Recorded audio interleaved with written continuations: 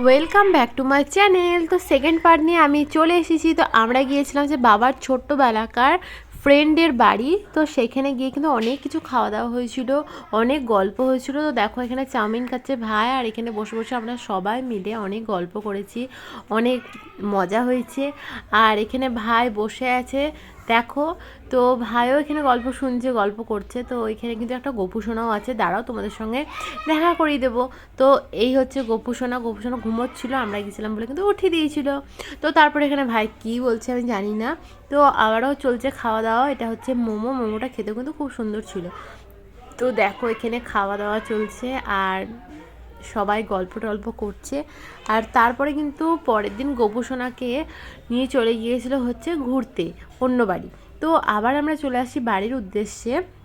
তো বাড়ি আসার পথে কিন্তু আমরা দেখলাম রেস্টুরেন্টে খেয়ে নিই, লাঞ্চটা করেই না হয় বাড়ি ফিরবো। তো এখানে একটু ভিডিও ফটো এসব তোলার পর নিয়ে নিয়েছিলাম হচ্ছে আমরা 4টে ভেজ থালি।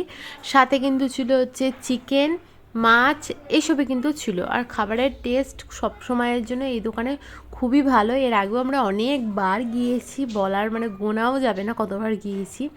তো এখানে আমরা অ্যানিভার্সারি, বার্থডে সেলিব্রেশন এসব সবসময় দিয়ে করা হয়।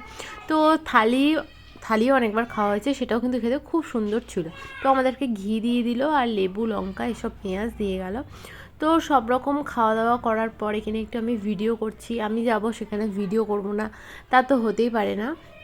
তো ভাই আর আমি পাশাপাশি বসেছিলাম দেখো। আর খাবারগুলো খেতে কিন্তু খুবই সুন্দর ছিল। তো তারপরে নিয়ে নিয়েছিল হচ্ছে বাবা টক দই।